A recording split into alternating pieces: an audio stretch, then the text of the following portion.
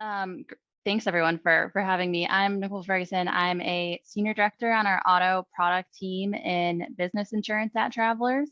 As Ryan mentioned, I actually started at Travelers as an intern in the product management development program.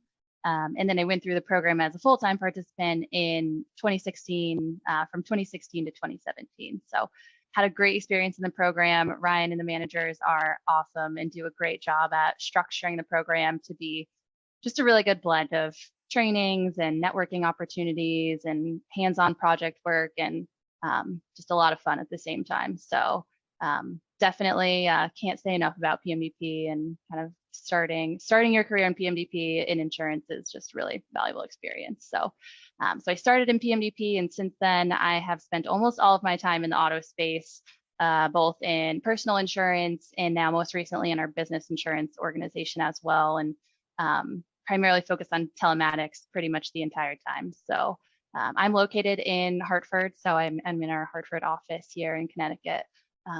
But yeah, thankful for the time to be here today. Awesome, fantastic. And how about you, Felipe? Would you like to say hi, tell us a bit more about yourself? Yep, but first I just want to say thank you for all for taking the time to attend. It's great to see the turnout. So hopefully it's a good engaged group. You guys have questions, don't be shy. As Tendeka had mentioned during presentation or at the end, ask any questions. But my name is Felipe Valadares. I recent graduated class of 2021. So pretty similar position that you guys are in. Like I was in there, I was in your shoes not too long ago. So I can provide a little bit more insight on transitioning from college life to working full time in insurance.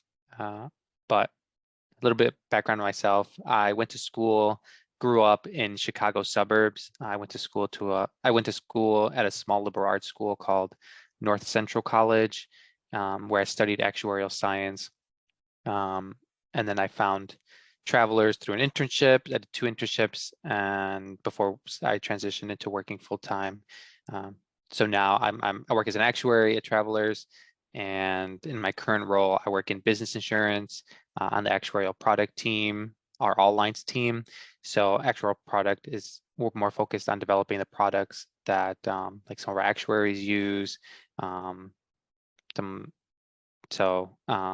It's funny, the presentation and Nicole's background being auto.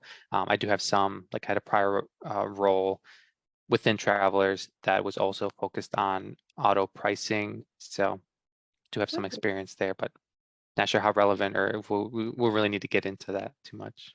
Yeah, awesome, awesome. Now, and we'll definitely have some questions for you, Felipe, at the end, and for the students that are here today, if you have any, sort of general questions about transitioning from being a student to a young professional, please feel free to ask Felipe. So again, to everyone, welcome to the March session of our 2023 webinar series. If it's your first time here and you're not quite sure what the Spencer Educational Foundation is, we are a nonprofit organization that is dedicated to supporting students who wish to pursue careers within this industry, risk management, insurance, actuarial science. And we do so through various programs such as scholarships, internship grants, general grants that support universities and other nonprofit organizations, curriculum development at universities, and several other experiential learning opportunities for students. So as I mentioned earlier, we have 2 awesome guest speakers from Travelers here today. And with that, Nicole, I will turn it over to you to share your screen. Awesome. All right. Can you guys see that okay? Is that coming through? Yes, perfect. Awesome. All right. So like I mentioned off the top, I've spent a lot of time in telematics in my time at Travelers. And I think today what we wanted to focus on is just give the group a broad understanding of what we mean when we say telematics, and then also how that's important to the auto insurance industry specifically. So like was mentioned, feel free to jump in with any questions or ask anything that you might have throughout. All right. So jumping in, I think at the highest level, what is vehicle telematics? So essentially, vehicle telematics is the capturing, storage, and sending of vehicle data through onboard devices. So essentially think of it as sort of a broad term to represent any type of technology that is capable of capturing vehicle and driving data. So anything that's capturing that kind of data while in the vehicle is related to telematics. There are a number of different types of devices that we consider telematics devices. So on this slide, there are a few examples of those that I can walk through.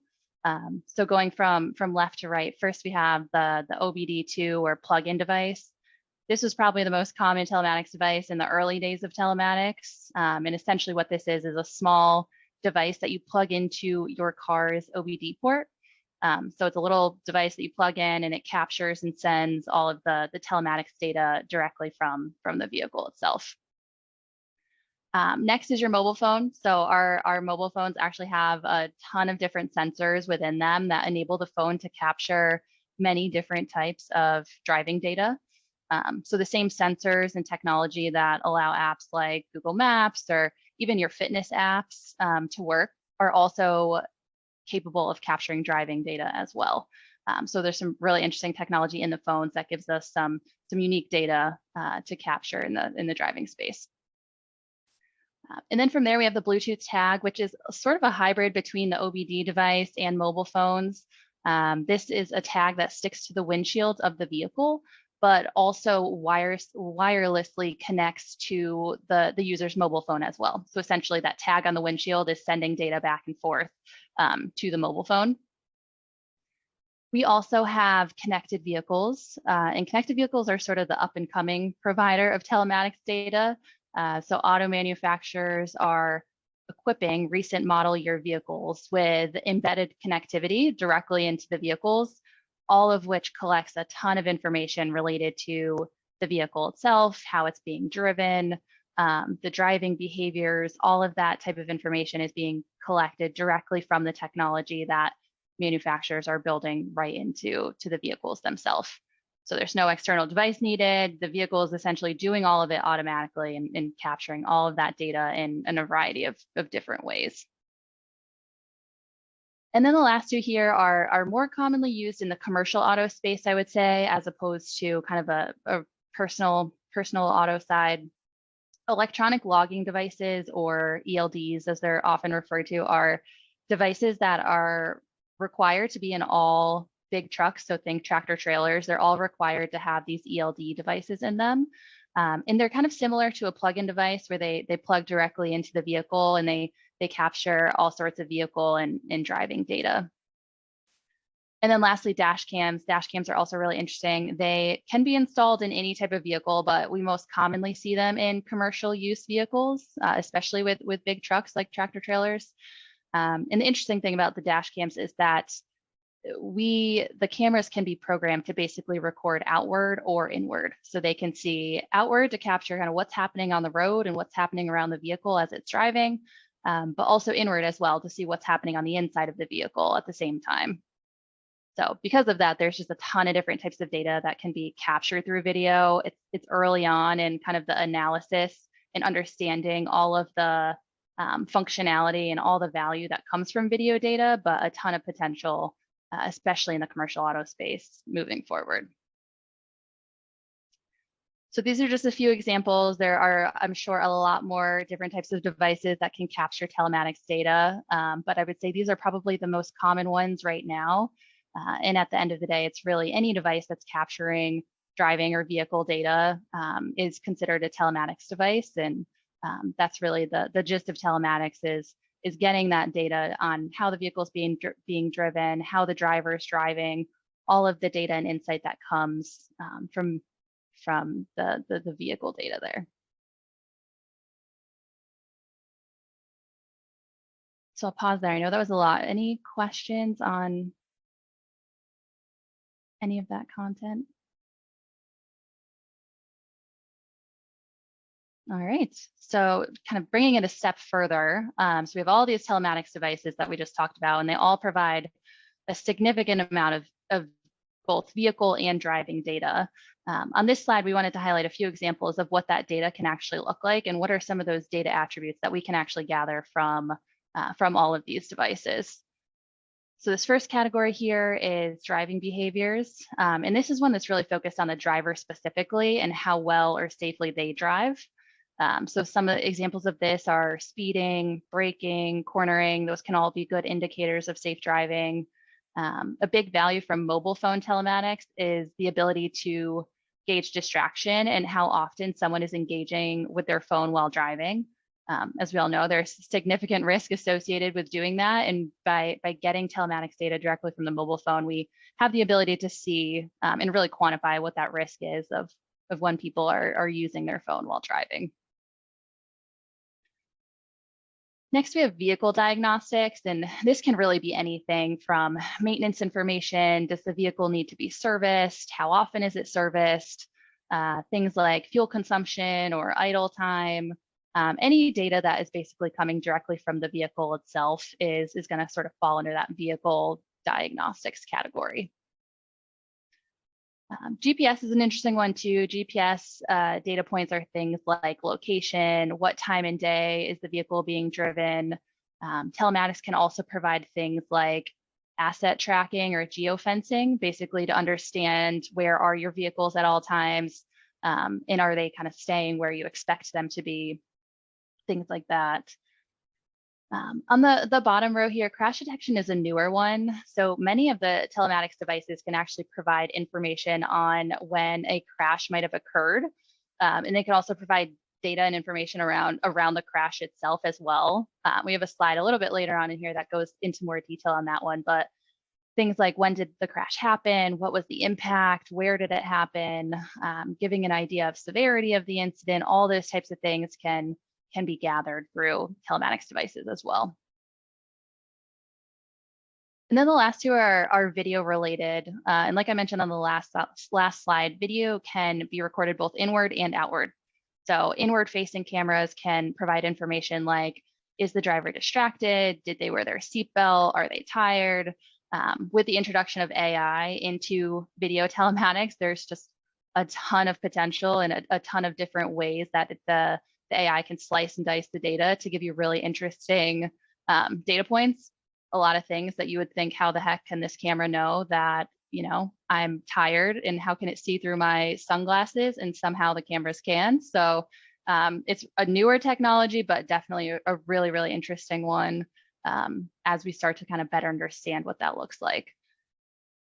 And then outward facing camera as well shows, again, what's happening on the road ahead. So things like following distance, stop sign violations, improper merging, few examples of that, but a lot of potential there as well, just understanding kind of what's going on around the vehicle outside of its surroundings.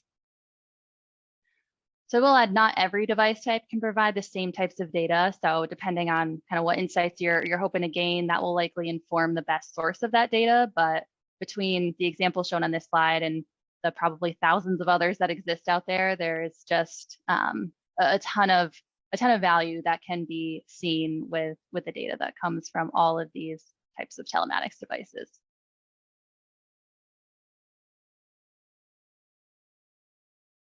All right, so on the next slide, so we talked about basically what we mean by vehicle telematics and then some examples of what that is. But I think, why is it important to insurance companies and what value can it provide? I think for us, when we think about leveraging telematics in auto insurance, it's really a win for insurers like us at Travelers, but also for our customers and our agents as well. And our agents are a big part of our distribution source, is how we sell insurance. But we really think that telematics isn't just valuable for us as an insurance company, but is really valuable for all three of these groups. So for insurance companies, telematics provides pretty meaningful segmentation when it comes to helping us price our products more accurately. I'll talk about this one in a little bit more detail on the next slide, but essentially the data is really valuable from a pricing perspective. And it also provides us just another point of engagement with our customers as well. So historically, customers don't have many points of interaction with their insurance companies. They purchase the policy, they maybe file a claim with us, but there's not a ton of touch points between us and the customers sort of in that life cycle with that policy holder. So telematics programs provide another touch point for us to engage and kind of create that relationship with customers and potentially provide some value-added services to them as well. And it's just can make for a good customer experience. And then from a customer perspective, telematics data, I think at the probably most wide known feature is it gives more control and transparency into their auto insurance premium. So by sharing data and showing their insurance carrier that they are a safe driver, they have the ability to ultimately influence the price that they pay for their insurance.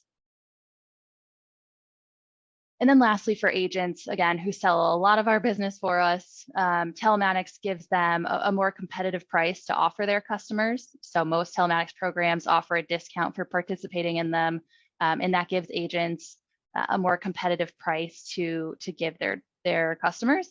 And it also allows them to just increase the types of offerings that they can provide to customers as well, and just sort of diversify the offerings that they have. So I think all that being said, when people think of the value of telematics and what it can provide auto insurance carriers, they probably think about pricing first. But I think what we've really seen over our kind of history of offering telematics programs is there is a lot of value for both customers and our agent partners as well. I'll pause there. I know that was a lot. Any thoughts or questions so far? Yeah, so my thought is just about the future, because this all sounds so futuristic. Do you envision a time when these sorts of devices will be installed in all the cars that are out there on the road? Do you happen to know what percentage, in general are already using this type of technology? What are your thoughts on that? Yeah, it's a good question, especially when it comes to connected vehicles. So with vehicle manufacturers embedding this technology directly in the cars, that certainly makes everyone's life a little bit easier because customers don't have to install a device, or we don't have to, get the data from somewhere else. It's a pretty seamless experience. I would say at this point, most vehicle manufacturers are equipping their probably, I would say, last 5 or so years worth of vehicles with that technology. But it does take quite a while for the fleet to turn over in terms of all the cars on the road. By the time the majority of them become connected, we're pretty far ways off from that. But essentially, what we're trying to do is kind of build our products now to be ready for a world where that does exist, and we'll live with kind of the small numbers now, but expect that in the future that'll be a majority of vehicles will be capturing and sharing that data. Thank you. Sounds good. Any other questions so far from the group? Nope, not yet. Okay. Okay. Awesome. I'm All sorry right. to interrupt, Nicole, but Sure. Lamont has a question in the chat. Oh. Awesome. I don't know if I can see the Oh, chat because I I'm see it. sharing, but Yeah, so Lamont says, what percentage of private passenger vehicles on the road currently rely on telematics for auto insurance pricing? Yeah, it is a good question, and it varies widely based on kind of who their insurance carrier is. I would say, all in all, at the highest level, especially in the last 3 years since COVID, and people have been a little bit more price sensitive when it comes to auto insurance, we've seen a dramatic increase in adoption just across the entire industry, not just travelers, but for every insurance carrier that's offering telematics. A lot of our competitors have shared stats as well that are in line with what we've seen, which is pretty significant increase in adoption. So historically, I would say it was fairly low. Look at the last 10 years, it's been fairly low. And it's been gradually picking up steam over those last 10 years. And then even within the last 3 to 5, it's really picked up a lot. So I would say it's still not, anywhere near like 50% of people are opting in at this point, like across the entire industry, but we're making a lot of progress and moving in the right direction. So I think people are more and more comfortable with these types of programs. It's just making sure that, we're offering programs that are easy to use and in a customer friendly way. Good question. Awesome. Thank you. Sure. All right, so we can dive a little bit deeper into how all of this data related to driving and vehicles can be valuable when pricing auto insurance. So I thought it might be helpful to just start with a little bit of an overview of auto insurance pricing and how we determine what premium to charge customers. So the tricky thing is that when we price an auto policy, we don't actually know how much that policy is going to cost us. So unlike many other goods that are sold out there, we can use shoes or clothes or whatever as an example, but when a company makes those goods, they know exactly how much the shoes cost them to make them or that shirt cost them to make. When we sell auto insurance policies, we don't actually know how much that policy will cost us because we don't know if they will have future claims that we need to pay out on. So because of that, we use a number of different variables to try and determine the likelihood or probability that that policy has a claim, and then ultimately determine a price based off of all of that information that we gather. What we've learned since we've been offering telematics programs is that actual driving behavior is a really, really good predictor of loss. So when we're pricing a policy, knowing how safe that driver is or knowing how that vehicle is driven is a really good indicator to help us determine what is the best price that we should offer that policy for. So using a really simple example of this on the bottom half of the slide, we have customer A who's 35 years old, drives a 2022 Toyota Camry, has no prior accidents. We take all of this information and determine, okay, we're going to charge that person $1,000 for their auto insurance premium. Customer B looks exactly the same, 35, same car, no prior accidents. So we would also charge them $1,000. Without telematics, we both customers have the same price. We view them as kind of the same level of risk. But with telematics, we can ultimately learn a lot more information and get a lot more refined with what price we offer those two customers. So in this example, it turns out customer A is a great driver, really safe. Because of that, we give them a 25% savings and their $1,000 premium goes down to $750. Customer B, however, not so great. Telematics data shows us that they're a bit riskier on the road. And as a result, we may want to charge them more.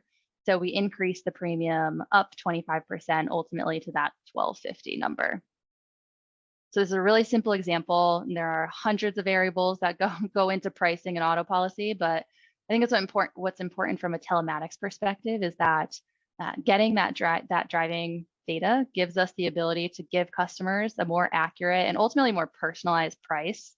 And from a customer side, it gives them the ability to influence the premiums and learn how to be a safer driver and be incentivized to be a safer driver through these discounts and savings that they could receive.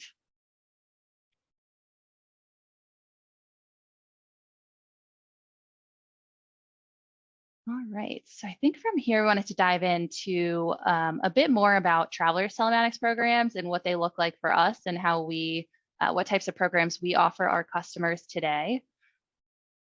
So currently we offer 3 different telematics programs to our personal insurance customers. We have IntelliDrive and IntelliDrive Plus, which are both mobile app-based telematics programs, meaning we capture driving data directly from a mobile app. We also have IntelliDrive via connected vehicles, which is, again, the IntelliDrive program, but instead of leveraging a mobile app, we leverage data that's collected directly from those vehicles. So we were talking about connected vehicles earlier. Using IntelliDrive via connected, we don't need the customer to download the mobile app. We'll get the data directly from the vehicle itself. So I'll talk about IntelliDrive first. So IntelliDrive is actually the first telematics program that we introduced into market. So it's an optional program for customers. By enrolling, they can earn a discount on their first term. The program itself is 90 days. So we only monitor the customer's driving behavior for that 90-day monitoring period. We then ultimately determine a score and then apply that score at renewal. And then that score persists for the life of the policy. So they participate for those 90 days. If they do really well, they could get a pretty big savings and they'll have that savings on the policy for as long as they're a policyholder with Travelers. Today, we use 5 variables to determine someone's score. So we use acceleration, braking, speeding, time of day, and distraction. And distraction is essentially just phone use. So we monitor how often someone is engaging with their phone while they're driving. So if the vehicle is going above 0 miles per hour and they're on their phone. We can't see what they're doing on their phone. We can't see if they're texting versus on Instagram versus scrolling the internet, but we can see that they engaged with their phone to some extent, and we'll use that in that score calculation.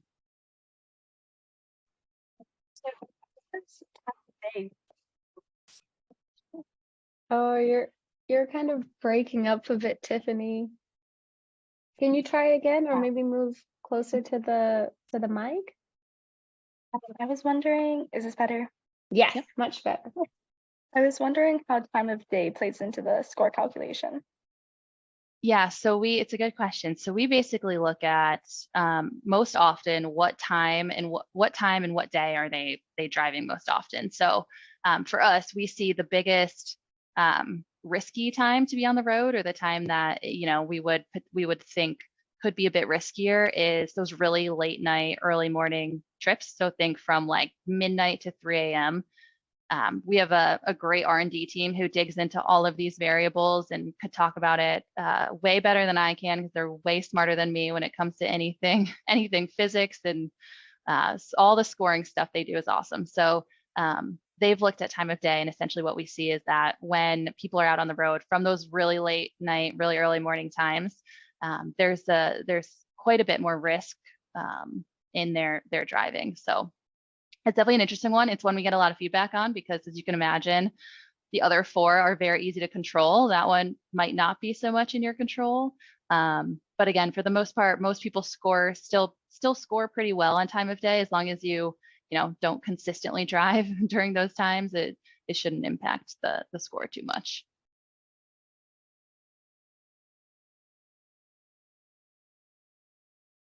Great question. Thank you, Tiffany. All right. So on this slide too, I wanted to share just a few screenshots of what the IntelliDrive app experience looks like. So we show a few different things. We show how the customer is performing and essentially break that down by each of those variables.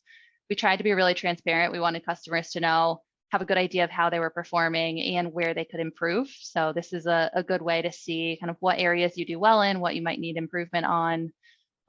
We have a distraction-free streak as well. So we really try to encourage our customers to not drive distracted and limit phone use while behind the wheel. This is kind of a good gamified approach to that. So the streak doesn't actually impact your score or impact your price, but essentially just another way to bring the focus to distraction-free driving and really incentivize customers to limit phone use as much as they can. Content, we have a number of articles, videos, things with tips and tricks for safe driving, any kind of content that we think would be useful for our customers to see that might help them be a safer driver.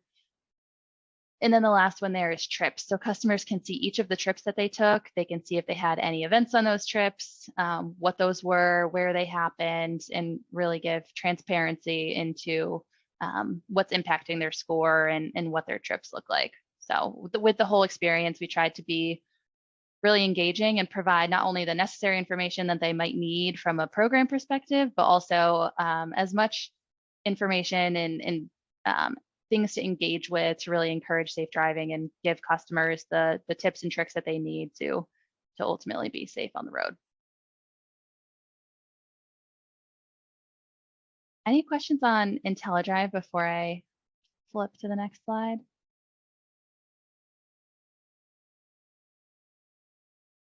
All right.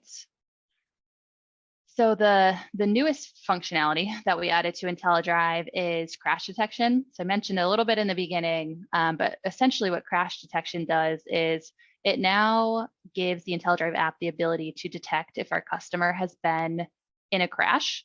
It can ultimately provide them with assistance if so. So whether that's emergency services like a police officer, ambulance, etc., a tow truck if they need it, or even just guidance about what to do next. A lot of times people get in an accident and don't know what their next steps should be or what they should be doing sort of at the scene of the accident. So this new functionality is supposed to help customers in the time if they did get in a crash, just give them kind of the information and assistance if they need it in real time as that happened. So I think this is a really good one from a customer perspective. It'll also be an interesting one for us on the insurance side too, because there's a lot we can learn with crash data. The good thing is that telematics can give us a lot of data that we didn't previously have when looking at claims that come in. So after a claim comes in and a car was in an accident, we'll now be able to look at the telematics data and it'll give us a bit of a more robust picture of what happened in that incident. So where was the vehicle? What was the impact? What time did it happen? A lot of the information that customers might not remember, especially if you get in a crash, there's a lot of emotions and stress, and you might not remember all of those details. So what we're going to test out with this new feature is, are we able to sort of pre-populate some of that information and take a little bit of the burden off of the customer and be able to answer some of those questions based on the telematics data that we get from the phone.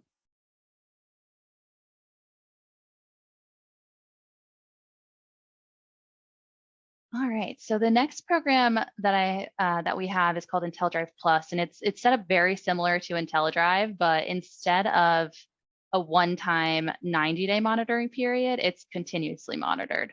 So as long as the customer is with Travelers, they'll have the app downloaded on their phone, and we'll essentially update their score at each renewal. So unlike IntelliDrive, where they complete the 90 days, their score is locked in for the life of the policy, with IntelliDrive Plus, they have the opportunity to improve over time and then gain even more control over the price they pay, because we're going to update that. We're going to update their score again at each renewal.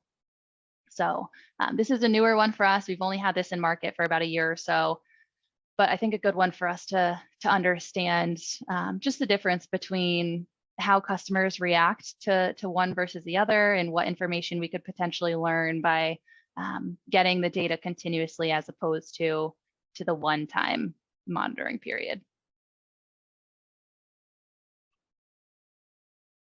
And then the last one that I wanted to hit on is, again, IntelliDrive via connected vehicles. This is our newest telematics offering that we have. And again, this is where the program uses data directly from the vehicle as opposed to needing the customer to download the app. So essentially what happens is when the customer quotes their auto insurance with us, if they have a connected vehicle, we'll give them the option to enroll in IntelliDrive. And instead of using the mobile app, we'll give them the option to say, hey, I just want to use the data that's coming directly from my vehicle as opposed to downloading the app. If they elect to do that, the nice thing about connected is that we could essentially go at the point that they're quoting us, we can go pull their telematics data from their connected vehicle, generate a score, and then apply that score and any premium adjustments right at the point of sale. So unlike IntelliDrive and IntelliDrive Plus, we have to wait until renewal because we need that time to capture the data. With IntelliDrive via connected, we already have it. So we basically do all of the scoring and applying the score right in that first term. So we can apply any premium savings or apply their score again right on that first term. Customer doesn't have to do anything. It's super simple, easy process for them. And again, for us, from an insurance perspective and for the customer too, it's nice to be able to give them that savings for those safe drivers right away, right on that first term.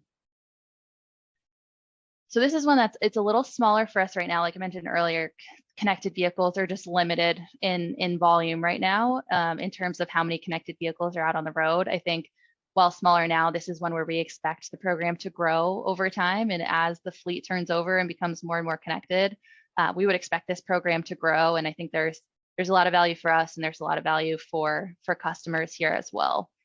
So it's going to take a little bit of time, but I think us and the industry as a whole is investing a lot in the connected car space right now, knowing that long term there's probably the biggest opportunity and a ton of value in this space. So more to come from us, more to come from the industry, I'm sure, but a definitely new and kind of interesting space to be a part of. And then the last thing I'll mention on this slide is we don't have a slide on it, but this was all very personal insurance focused. We are doing a lot in our business insurance space as well to understand what value can telematics provide as we think about commercial auto policies.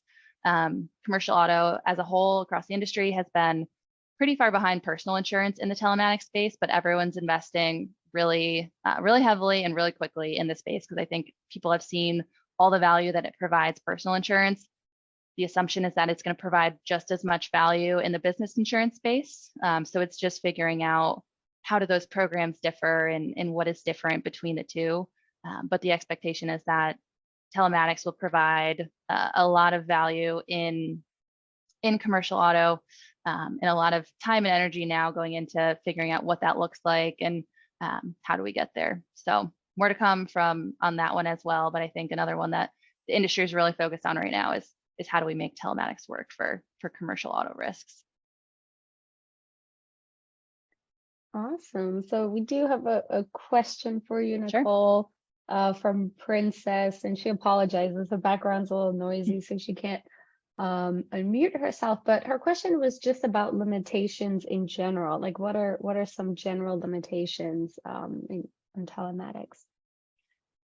Yeah, I think so. Historically, I would say the biggest limitation has just been adoption and getting customers comfortable with sharing this type of data and willing to share it. I think rightfully so. Everyone's cautious about where and who they share their data with and want to make sure they're sharing the data that they want to share and it's not being sold and know exactly what's being done with the data, which is fair. So I think for us, historically, that's one that we've really tried to be transparent with our customers around. We're not selling your data. We're only using it for XYZ purposes, and be really clear with them, because I think that over time has been less of a risk. I think people know if you have Google Maps downloaded on your phone, all your location data is being captured by Google anyway.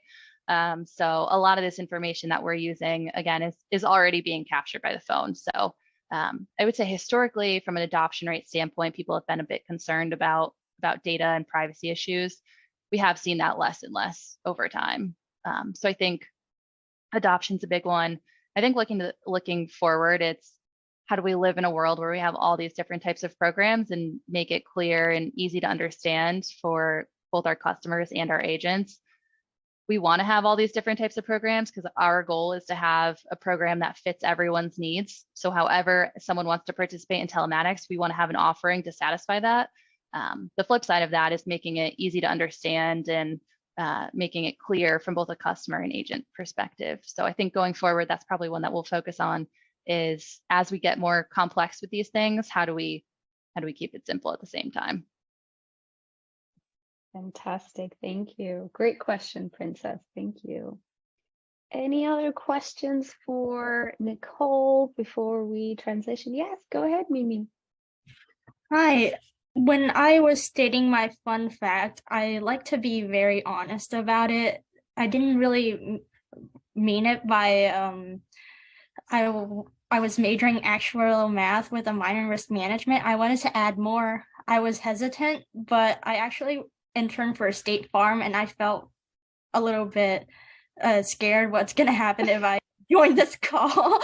And then, but because the red and white really is confusing, Tamdeka, but it's like I have travelers and they've helped me in times of need, but then State Farm said yes to me. My mom says I'm being very inconsistent right now, so make up your mind already.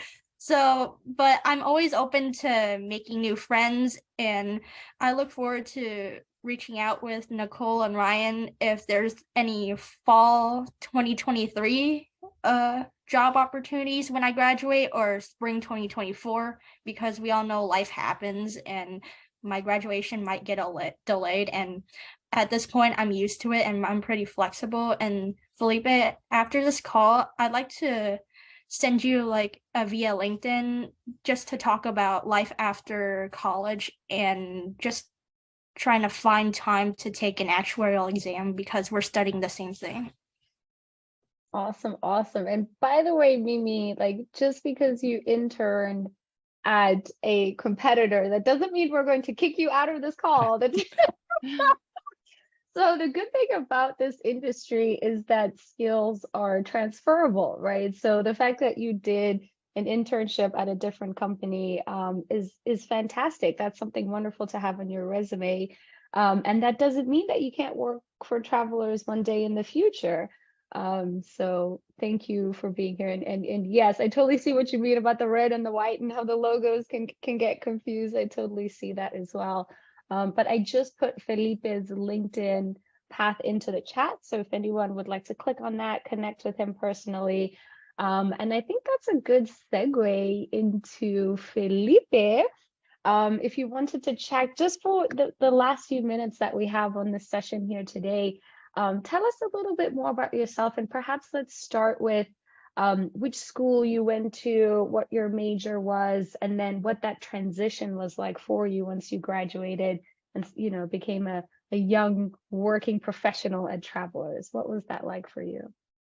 Yeah, first off, I just want to say good job to Nicole. I learned some cool things about telematics. So yeah, this is definitely an interesting space within like the PNC industry. It's like just like a sliver of like what we do. Some of the work at Travelers. So hope you guys found that engaging. But in terms of my background, so just a little bit of a recap. I went to school to study actuarial science. So it's a profession, either you know it or you don't. But it's basically just data analytics. We're like data scientists that are very specific, geared towards insurance. And I knew I wanted to do that for some reason in college, and just knowing that just really allowed me to like have a plan of like, okay, if my plan is to learn more about this profession and like potentially get a job there, like I was able to break down into steps of, okay, if I want to get a full-time opportunity, I need to get internships. In order to get internships, I need to, pass some exams, which are like for an actuary, you need to become credentialed. And in order to pass some exams, I need to take the proper coursework. So it was really able to divide and conquer in terms of like that goals. So I think we have a lot of seniors on the call or people that are soon to be graduated. So still time to be doing that. I know there's like a stigma of you need to have everything figured out by the end of those 4 years. You might see your peers, like they have job opportunities or internships lined up and you think you're behind because you don't. This is definitely not the case. So it's kind of just one tip I'd share there. Even Mimi, you were talking about like, oh, parents saying you're indecisive, like that's just kind of the norm. It's not really expected to know what you want to be doing for, in 5 years or in 10 years. Yes, you're going to school, you're having a major, but some people often switch or do something somewhat related, but not totally what they anticipated initially. And in terms of transition to working at an organization like Travelers, one of the things that I really found valuable, so I'm a part of the Actuarial Leadership Development Program, short for the ALDP. So it's a 5-year development program. They're putting like time, resource, money like into your development. Kind of in the name, they want to turn you into like a leader. So even as Ryan was mentioning, they're a part of, or they're here representing the PMDP. We have a bunch of different like other programs is exactly the word. Yeah, we have other programs within Travelers for like intern and full-time. So like I'm representing actuarial, but there's also tech, data science, underwriting. So all aspects of insurance, we basically have covered there. So that's not necessarily saying, I mean, I'm biased, right? I think Travelers is a great place to start your career, but any organization that has that, like, whether it's like some development program or some program that's specifically geared towards like entry level and getting them up to speed and really devoting resources to them, I think that's like can't really go wrong there. Yeah, and so that's one thing. Yeah, I completely agree with that. I just, wanted to add, so I started off my career after I graduated from college. I started off my career on the brokerage side at Marsh. And I went through one of those, recent graduate programs as well that they had at Marsh, and it was a fantastic experience, So I know Felipe just mentioned like, tons of recent graduate programs that, Travelers has. So definitely take a look at these, right? As you're going through that process of looking for entry-level job opportunities and things like that. If you have the opportunity to go through one of these programs, it definitely elevates your experience within the company, because as Felipe mentioned, they pour into you, right? They invest into you. You go through additional classes and training and things like that. But that's fantastic. And I see Ryan is shaking his head as well. Did did you have anything additional, Ryan, that you wanted to throw out about your program specifically? No, I mean, I think Felipe nailed it, and Nicole talked a little bit, but I mean, the development programs that we have here at Travelers are amazing. Obviously, Nicole and I represent the product management space. Felipe represents the actuarial space, but we have probably about 7 to 10 other programs here that kind of run the gamut of everything you could possibly think of in insurance. So we have a ton of opportunities here at Travelers. So if you're interested, like I said, I dropped my email in the chat. I'll drop it in there again for everyone. If you want to reach out to me and kind of talk a little bit about career opportunities, I can definitely do that with you after today's call, and then from there you can we can try to find something that fits whatever you're looking for at Travelers or throughout. And we also have locations throughout the country. Nicole and I are located in Hartford. Felipe, I don't know, are you in Hartford or I'm in St. Paul? St. Paul. So those are two of our biggest hubs for sure, but we do have locations all throughout the country as well for underwriting and claims opportunities as well. So feel free to reach out if you're interested in Travelers at all, and we'll get you set up with some opportunities here. Fantastic. Awesome. So with that, we are at time. I can't believe how quickly the session went by. But as mentioned, lots of links were dropped in the chat. Please feel free to connect with all of us here. Oh, I see someone has a question. That's Tiffany. Go for it, please. Unmute yourself. But so speaking from the perspective of being a soon-to-be graduate, how did you guys, so I know some of you guys interned, but how did you choose the team you wanted to work on? And like, if you guys switched teams, was it because of the product line you were working on, or was it the people? Kind of how do you balance out and how did you make that decision? In my case, with the actuarial leadership development program, I think it's the case with a few other programs. They're actually rotational programs. So the idea is, you start full-time in one role, one position, but then you transition into something new. So these rotations can last anywhere from like a year all the way up to like 2 years. But the main goal is you gain some experiences, some expertise in one very specific area of the business, and then do something completely new potentially, and then either build on those skill sets or learn something new. So you eventually, once you like past that initial placement, you do have some say on like where you can go, depending on like what your interests are and any skills and how they align with like the needs of the business.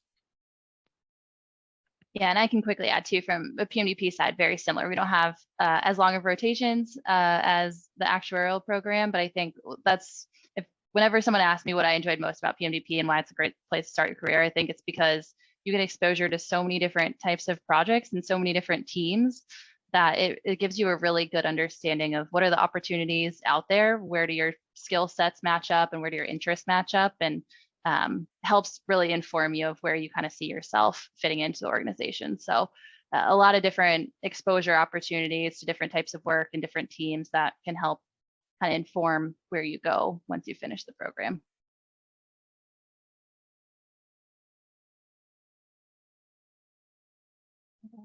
Awesome. Great question. And I saw Tiffany just put in the chat that all makes sense. So thank you all for your answers.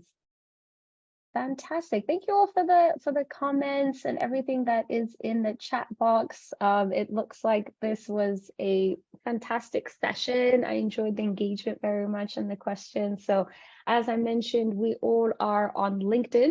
So we all are absolutely accessible. If you'd like anyone's email address, if you didn't get a chance to write it down, please feel free to reach out to me. I'd be more than happy to send you contact information, email addresses. And we wish you all the best. Keep in touch. Good luck with your college careers, with your exams and whatnot. And we will catch you next month. As I mentioned, we do these sessions every month during the spring and fall semester. So our next session will be on April 13th. We will see you then. Enjoy the rest of the afternoon. Thank you. Thanks everyone. Thanks. Bye.